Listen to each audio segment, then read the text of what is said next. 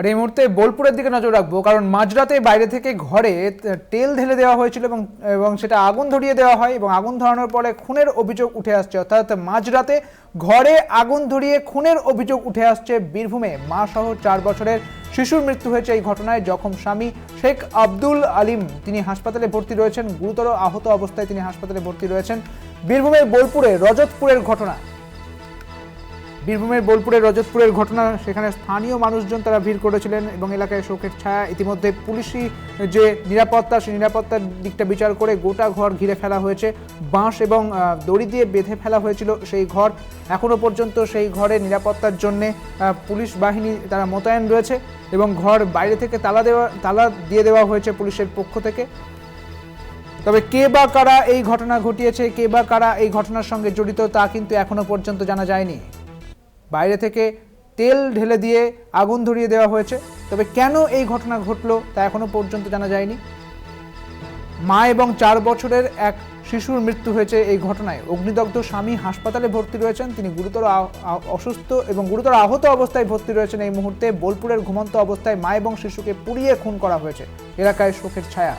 কে বা কারা এই ঘটনার সঙ্গে জড়িত তা এখনো জানা যায়নি, তদন্ত শুরু করেছে পুলিশ।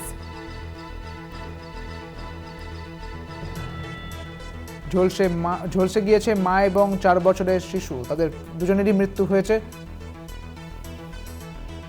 বিস্তারিত জানবো, আমাদের সঙ্গে রয়েছেন আমাদের প্রতিনিধি মনা বীরবংশী। মনা, যে বিষয়টা তোমার কাছে জানতে চাইবো, এই মুহূর্তে পুলিশ কি কিছু তদন্ত করে কিছু কি পেয়েছে? হ্যাঁ দেখো সুদীপ্ত, এই মুহূর্তে দাঁড়িয়ে যেহেতু বোলপুর থানার আইসির নেতৃত্বে বিশাল পুলিশ বাহিনী রজতপুর গ্রামে রয়েছেন, এছাড়াও বোলপুরের মহকুমা পুলিশ আধিকারিক আইপিএস রিকি আগরওয়াল তিনি নিজে রয়েছেন এবং তারা এই ঘটনার মূল কারণ কি একেবারে ভেতরে গভীরে যাওয়ার চেষ্টা করছেন এবং তদন্ত প্রক্রিয়া চালাচ্ছেন পুঙ্খানুপুঙ্খভাবে।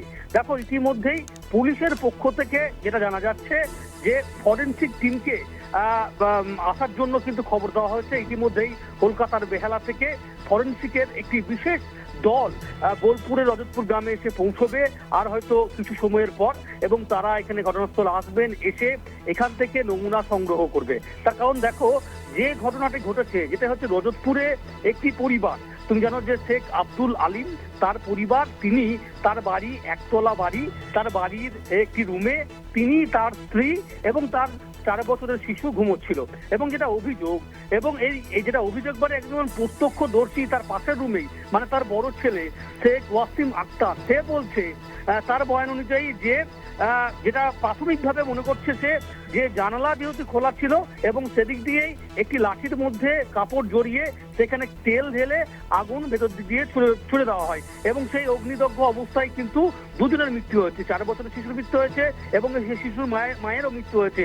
এবং এই মুহূর্তে দাঁড়িয়ে শেখ আব্দুল আলিম, যিনি গৃহকর্তা, তিনি এই মুহূর্তে মৃত্যুর সঙ্গে পাঞ্জা লড়ছে, হাসপাতালে শিশুতে ভর্তি রয়েছে। খুব স্বাভাবিকভাবেই এই যে একটা ঘটনা, এই ঘটনাটা কারা ঘটালো, কিভাবে ঘটালো, কি উদ্দেশ্য ঘটালো, এটা নিয়ে এখন হাজারো প্রশ্ন রজতপুর গ্রামের মানুষের কাছে, বোলপুরের মানুষের কাছে, বীরভূমের মানুষের কাছে। একদমই তাই। অনেক ধন্যবাদ মনা তোমাকে। আমাদের সঙ্গে ছিলেন আমাদের প্রতিনিধি মনা বীরবংশী। অর্থাৎ এই ঘটনার নেপথ্যে কারা রয়েছেন তার তদন্ত শুরু করেছে পুলিশ।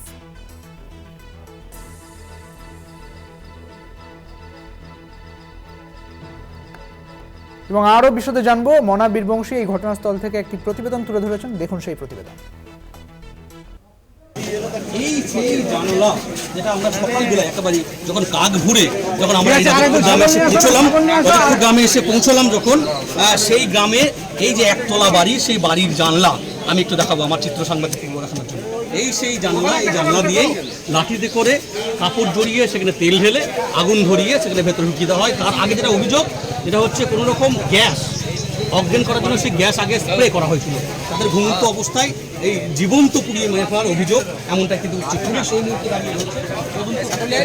অবশ্যই ইতিমধ্যেই বোলপুর থানার পুলিশের পক্ষ থেকে আমরা দেখতে পাচ্ছি বোলপুর থানার আইসি, বোলপুরের মহকুমা পুলিশ আধিকারিক আইপিএস রিকি আগরওয়াল, তারা সকলেই ঘটনাস্থলে এসেছেন। উচ্চ পর্যায়ে তদন্ত কিন্তু শুরু হয়েছে। কিন্তু প্রশ্ন উঠছে যে শেখ আব্দুল আলিম তিনি পেশায় একজন ব্যবসায়ী, তার সঙ্গে কার এমন শত্রুতা যাতে তাকে, তার পুত্র সন্তানকে, তার স্ত্রীকে পুড়িয়ে মারা সেই চক্রান্ত করলো এবং ইতিমধ্যেই তার স্ত্রী এবং পুত্র মারা গেল। সেও এই মুহূর্তে দাঁড়িয়ে তার শরীরের দেহাংশের প্রায় 80% বেশি পুড়ে গেছে। সে মৃত্যুর সাথে পাঞ্জা লয়েছে সিসিউতে বর্ধমান মেডিকেল কলেজে। এখন এটাই বোলপুর, রজতপুর এবং বীরভূমের মানুষের কাছে সবচেয়ে বড় প্রশ্ন।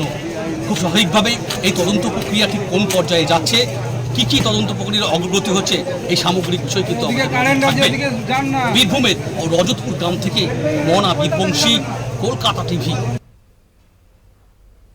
আর এই ঘটনায় যে মহিলা মারা গিয়েছেন তার বড় ছেলে তিনি ঠিক কি বলছেন শুনুন।